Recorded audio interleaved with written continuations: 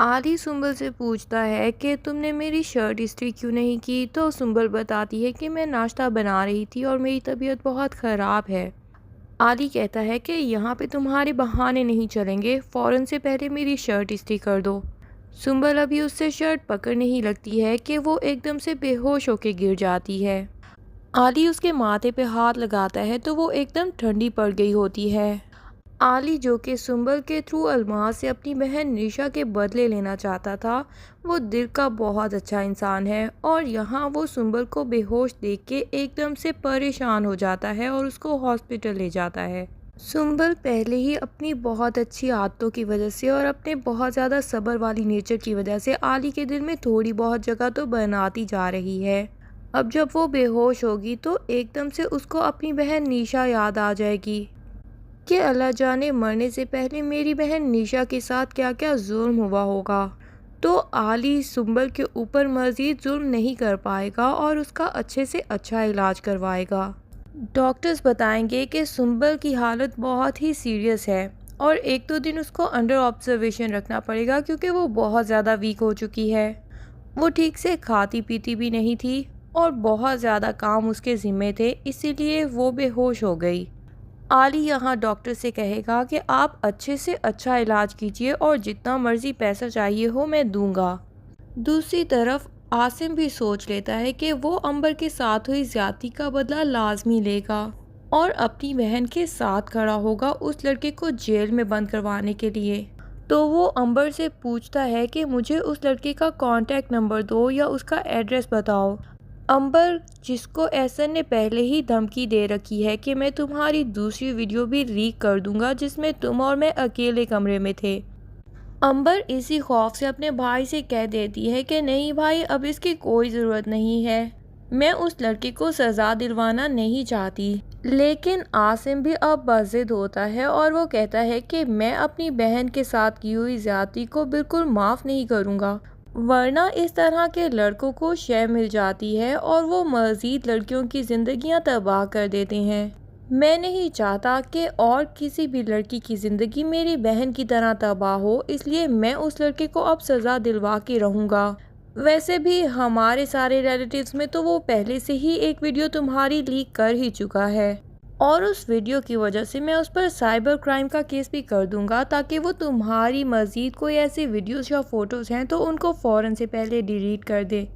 अंबर ये सुन के मान जाएगी, लेकिन अल्मास कहेगी कि हमारी पहले ही बहुत बदनामी हो चुकी है, अगर हम ऐसा कोई केस करेंगे तो इससे मज़ीद बदनामी होगी और वो आसिम को सख्ती से रोक देती है ऐसा कोई भी कदम उठाने से। लेकिन आसिम भी बज़िद होता है और अपनी माँ से कह देता है कि अब जो होगा वो देखा जाएगा, लेकिन मैं अपनी बहन को ये फील करवाना चाहता हूँ कि मैं हर टाइम उसके साथ खड़ा हूँ। अल्मास आसिम से बहस कर कर के तंग आ जाएगी और उसे कहेगी कि तुम तीनों तो अब वैसे भी मेरी कोई बात नहीं मानते हो और वो सारा इल्ज़ाम नेहा पे डाल देती है कि जो तुम तीनों आपस में मिल गए हो इसके पीछे सारा कसूर नेहा का ही है।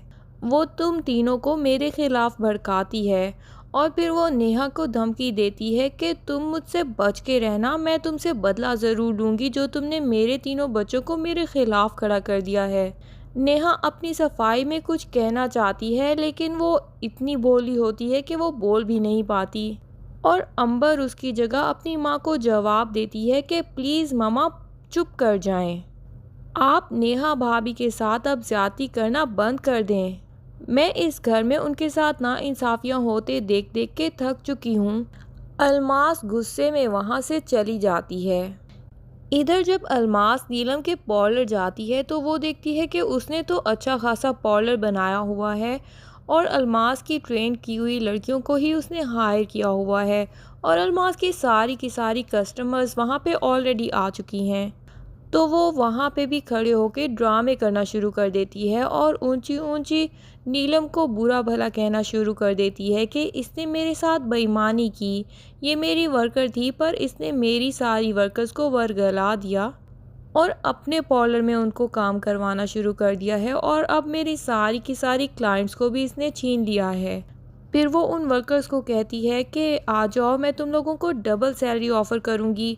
लेकिन वो वर्कर्स भी कहती हैं कि नो मैम, आपके पार्लर में हमें इज़्ज़त नहीं मिलती थी, हमें वो नीलम आप ही के पार्लर में मिल रही है और हम यहीं पर खुश हैं। अलमास वहाँ से भी गुस्से में चली जाती है। उसके बाद वो पार्लर वाली शॉप्स जिस औरत की होती हैं, वो अलमास के पास अपनी भांजी के रिश्ते के लिए आती है। अलमास उससे प्रॉमिस करती है कि मैं तुम्हारी भांजी का बहुत अच्छा रिश्ता करवाऊंगी, लेकिन साथ ही उससे एक फ़ेवर मांग लेती है कि आपकी जो शॉप्स हैं उनमें से एक आप मुझे दे दें। वो औरत कहती है कि वहाँ पे तो पार्लर चल रहा है नीलम का ऑलरेडी, और मैं वो शॉप्स खाली नहीं करवा सकती। पर अलमास भी बज़िद होती है कि उसको नीलम वाला पार्लर ही चाहिए, और वो उस औरत से कह देती है कि जब आप वो शॉप मुझे खाली करवा के दे देंगी, तभी मैं आपकी भांजी का बहुत अच्छा रिश्ता लेके आ जाऊंगी। रिदा जब सुंबल से कहती है कि तुम इतनी तकलीफ़ें बर्दाश्त क्यों कर रही हो, तुम तकलीफ़ें बर्दाश्त करते करते एक ना एक दिन मर जाओगी, तो सुंबल उसे कहती है कि मैं आली से मोहब्बत करती हूँ, और वो मुझसे अगर निशा का बदला लेना चाहता है तो मैं उसके लिए भी तैयार हूँ। आखिर निशा ने भी तो मरने से पहले पता नहीं कितनी तकलीफ़ें देखी होंगी। आली साथ ही खड़ा ये सब बातें सुन रहा होता है, और जब वो रूम में जाता है तो वो सोचता है कि ये लड़की अपनी माँ से कितनी मुख्तलिफ है, और कितना सब्र है इसके अंदर कि ये मेरी हर ज़्यादती को बर्दाश्त कर रही है। आली का दिल थोड़ा बहुत सुंबल के लिए तभी पिघलना शुरू हो जाता है। फिर कुछ देर बाद सुंबल आली की चाय लेके उसके रूम में आती है और उसके साथ ही बैठ जाती है। आली अपना झूठ मूठ का गुस्सा दिखाता है और उसे कहता है कि अब अपनी कोई बकवास सी बात स्टार्ट मत कर देना। तो सुंबल कहती है कि मुझे अपने बारे में कोई बात नहीं करनी, पर मुझे रिदा के बारे में बात करनी है।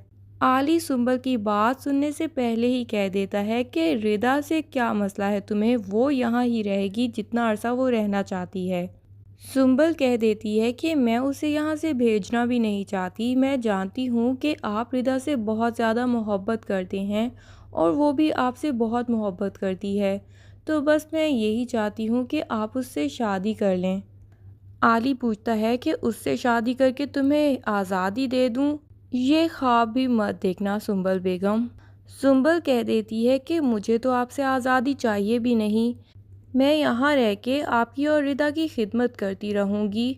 मैं बस आपकी ज़िंदगी में खुशी देखना चाहती हूँ, चाहे वो रिदा के साथ ही क्यों ना हो। लेकिन सुंबल के मुंह से ये बात सुन लेने के बाद आली सोचता है कि उसको तो रिदा से बिल्कुल मोहब्बत नहीं है। वो सिर्फ सुंबल को हर्ट करने के लिए रिदा को यहाँ पे रुकने का कहता है। लेकिन जब उसे लगता है कि सुंबल तो मेरी उससे शादी करवा देना चाहती है, तो वो रिदा के पास जाता है और उसे कहता है कि प्लीज़ तुम वापस चली जाओ।